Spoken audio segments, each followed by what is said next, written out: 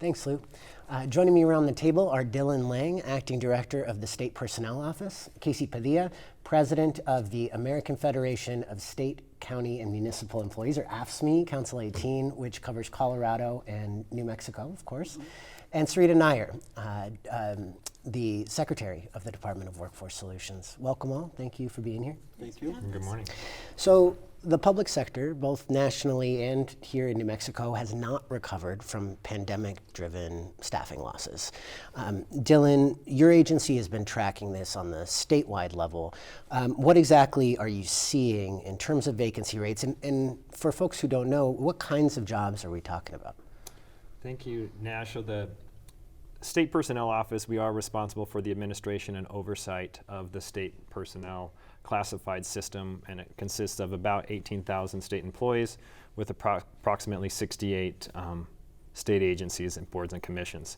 And so if you think about, well, who is a state employee, it's really the gambit of services that are provided by the state. I have a 5-year-old son and a 1.5-year-old son, and they have little community helpers, right? And that's really who our state employees are. They are contractors, they are mechanics, they are attorneys, they are engineers, they're scientists.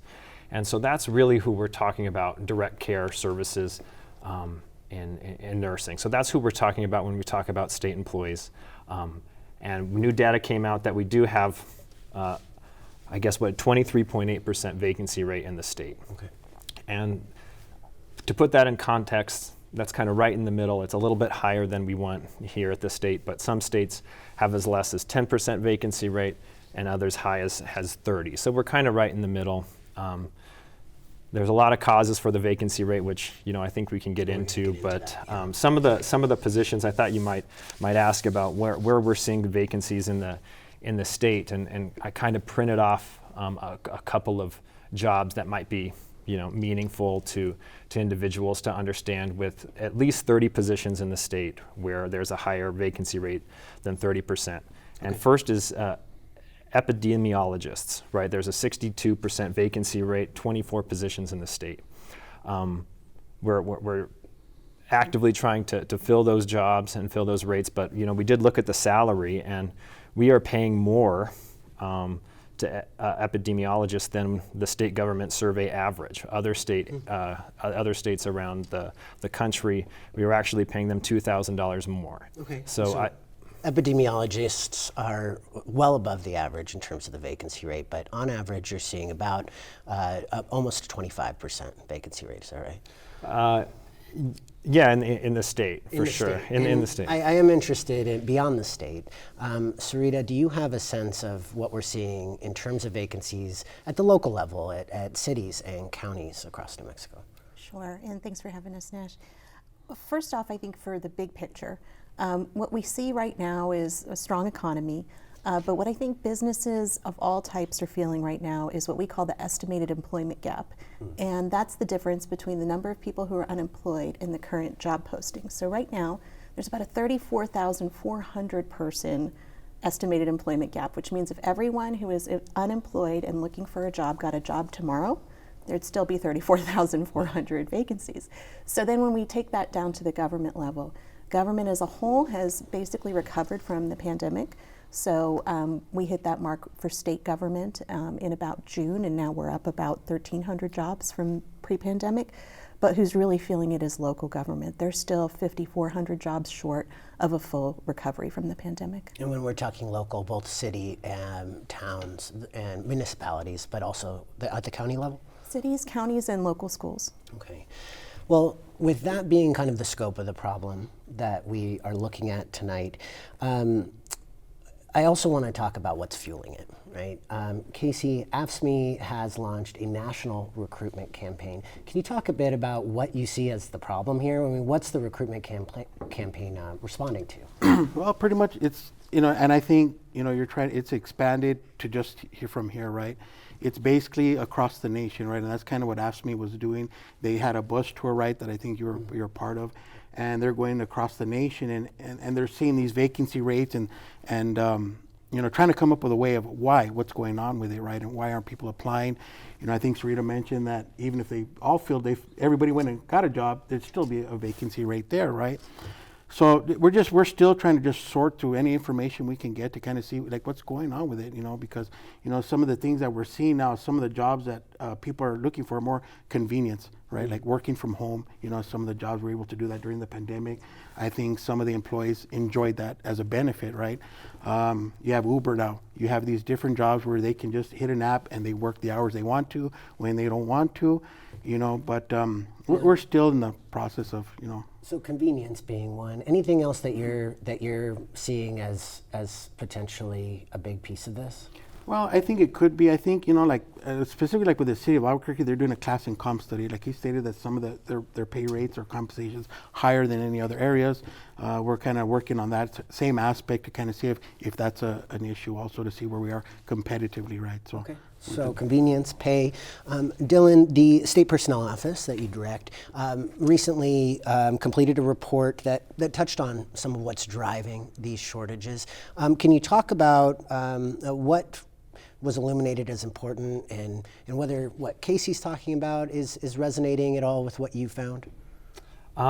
Yeah, absolutely. I think we haven't really talked about the recruitment process, but I mean those are some hurdles here. But what Mr. Padilla was talking about, we are seeing that, and State Personnel Office is trying to attack the classification issues that may be hurdles to attract more competitive candidates. So when you we've say done classifications. Yeah, just basically what jobs do, the job duties, and how much you can pay individual classifications of employees. So we're going to be doing a classification study on attorneys, right, to make sure that we can pay them competitively. We just did one for forensic scientists at DPS, so we can pay them more at what the market is allowing them to pay.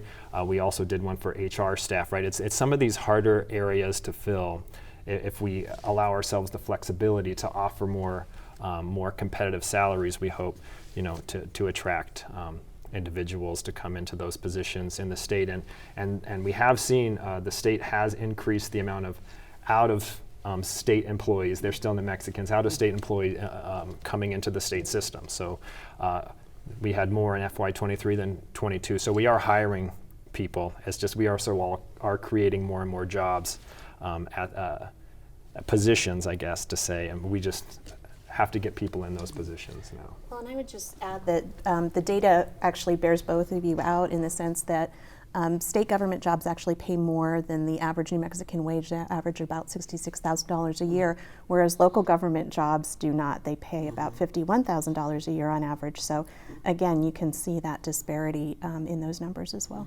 And why is that? And if I might, what would it look like for local government in this particular instance to simply pay people more? Well, having been at both levels of government, I can say that the local government jobs are frontline in a way that most state jobs are not. So during the pandemic, trash truck drivers couldn't work from home, paramedics, firefighters, cops. There just wasn't that level of flexibility. But also local governments didn't get, except for the city of Albuquerque and Bernalillo County, no local government in the state got direct aid through the CARES Act or through the American Rescue Plan. And so they all had to face really difficult decisions about cutbacks and falling revenue and all those things without any support. And so I think that's how we ended up where we are here with such a disparity between local and state government pay. Okay. And I think probably at the state level as well and on the local level, workforces are dealing with an aging workforce, right? So, Sarita, how are retirements impacting this shortage, if at all, and what's speeding those up? Well, it's interesting. So the 55 to 64 class or age group is actually increasing its labor force participation rate, both men and women. So that's not quite retirement age, that's like right before retirement, right. But I think what we're seeing is folks who went into early retirement, which a lot of government folks have the opportunity to do, are coming back. They can't make the dollars stretch, or I like to say, their wife said, you don't have to go home, but you can't stay here kind of thing. And so I think, we're seeing maybe a ramp up of that retirement age of that population coming back into the labor force. You mentioned some folks retiring early. Any sense of why that happened? Well, you top out in your para, and Casey's going to know the numbers better than I do, but I think it's somewhere around 26 years, and so you really don't have that incentive to keep working if you can afford to take your retirement and choose another line of work. Any sense of whether the pandemic, that was a stressful time for folks to be working, maybe particularly if they were on a short-staffed team, what role that had in losing folks, whether to retirement or leaving to a different position? I don't know if we really seen an uptake in retirements during the pandemic. The main thing that really affected the people was a lot of overtime in these areas, like the essential, right? That was what they're categorized where they didn't get a lot of this federal grant money, right? In the city, once they're that category of essential, like water authorities, solid waste, and things like that. As things fell short and employees might not have been looking for work, because there was a lot of programs at one point, right, where they're able to stay on unemployment, whatever, for a little while. So they really weren't going out to look for these other jobs, right? So that put a stress on the workforce where these routes have to get picked up. The trash needs to get picked up. Your water needs to be on. I mean, the bus service kept on running. And time away from your family, the more time away, it is a stressful thing, right? So a lot of people were choosing to either leave employment or try to find somewhere else if they could, right? Because it puts a strain on the family at that point. Sure. Speaking of employee experience of this, right? If we have a sense of the scope of the issue and some of what's fueling it, as we just discussed, the end result is these hollowed out departments, right? So what are you all hearing about the experience on the ground of public employees? Casey, you just touched on this a little bit, but maybe I can ask you to expand. Yeah. What are you hearing from AFSCME members about what this prolonged staffing shortage has meant for them in terms of their experience at work? Yeah, I mean, it just seems like to them like nothing's happening, right? I mean, I believe that the agencies are active in their hiring process and trying to get people out there, like the job fairs that we've been doing. But when somebody comes in new off the street, they're not lasting, right? I mean, some don't even make it off probation. Some been there a year or two, and with that overtime, like I'm saying, it stresses them out, right? I mean, they have other things they need to do at home, whatever it may be, but they don't stay long enough, right? So I mean, if it's a 28% vacancy rate, 2 people come in, 3 people leave. 2 more come in, 5 have left, and it's just something that you can't keep up with because of the overtime and the longer hours that they've had to work. So I mean, so that's. Yeah, Dylan, I believe that your department saw that a number of, I think it was only, pardon me, just over 60% of new employees were lasting through their probationary period, which resonates with what Casey's saying. Is there any sense of why that might be, why folks are seeking these jobs, getting these jobs, and then not sticking around? That is an area of concern, Nash, that we have generally with the state, that we don't have really pinpointed the exact reason for that. We have, implemented exit surveys, so we're trying to find out a little bit more. We know that some employees bounce around to different state agencies, right? And so that would affect the probationary period. Also, what we have been doing is focusing on training, right? To train both an older workforce wanting to come in, what we were talking about, trying to come back after retirement, or a young workforce without experience. And so we have we focused really on managing skills for managers in our office, but also just basic training on computers, basic training on email. And so, I mean, that's what we were focusing on. But that is an area that we really are trying to focus on, is why probationary period employees are leaving. And just to understand what that is, when you first join state employment, for a 1 year you're a probationary employee. You don't get all of the protections that you would get if you are in the classified service, a classified employee. And so that's what we're talking about with probationary Right, employees. thanks for clarifying that. Yeah, we're talking about folks who just recently started in these positions who are not hanging around. Well, thank you, Dylan, Sarita, Casey, for this conversation.